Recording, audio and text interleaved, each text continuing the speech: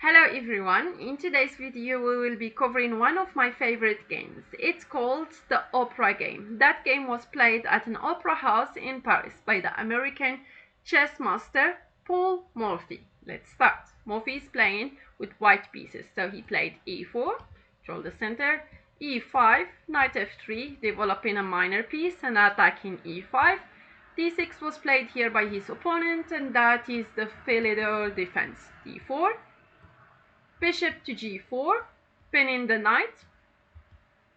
Okay, and d takes e5. Here black has no choice than taking the knights on f3, because if they take d takes e5, queen captures queen, and king takes a d8, there is no more castling for black. Also, they will lose the pawn on e5 and attack basically the bishop and the pawn on f7. So after d takes e5, after d takes e5, bishop takes, queen captures, and obviously we're not going to capture with the pawn because that's double pawn and missing a chance of developing a piece. Pawn takes e5, bishop to c4 here, such a very good move because it's developing a piece but also attacking the f7 with your queen and the bishop. And when we start playing with white pieces, we have an advantage of making the first move. So we have that first move. Now we have two pieces on the board. So black here are behind. Okay, knight f6, which is good because it does block that f7.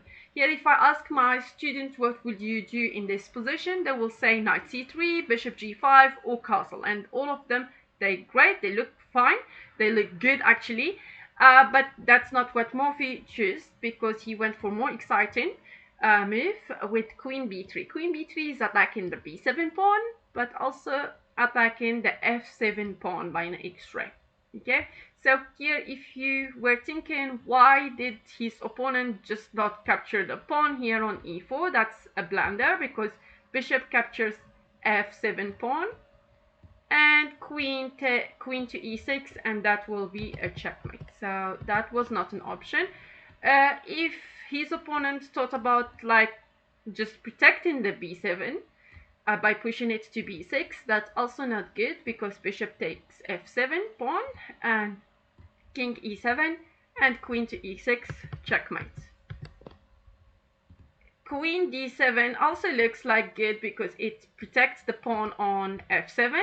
But after queen takes b7, I'm attacking the rook on a8. If the queen goes to c6, protecting by an x-ray, it does not work unfortunately because there is such a good move which is bishop b5, pinning the queen and winning the queen here.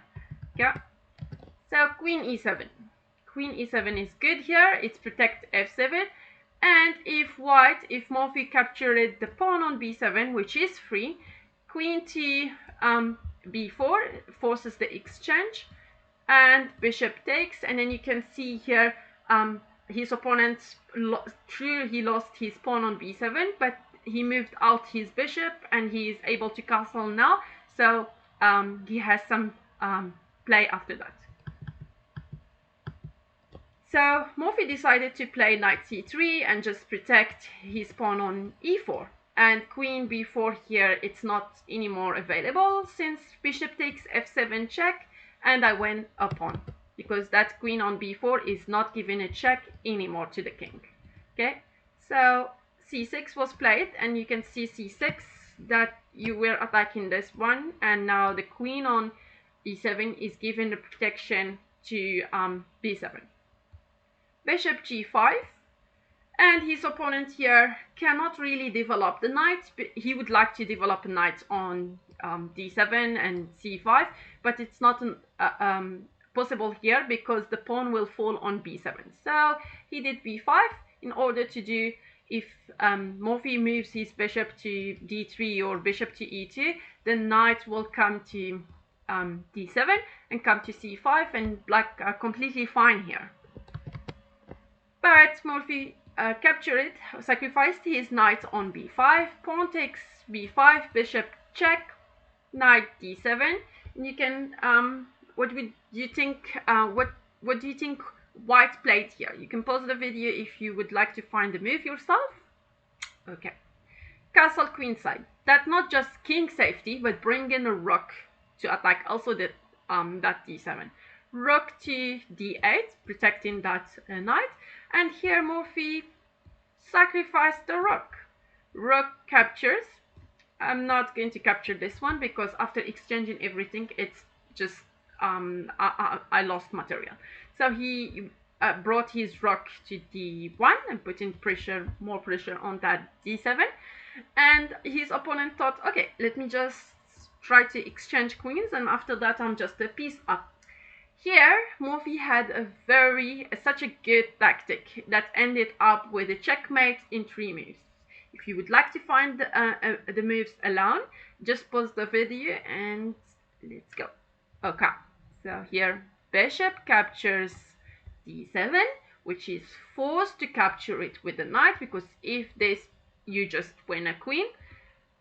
Knight takes d7, and he sacrificed his queen. How beautiful is that? Queen to b8, giving a check.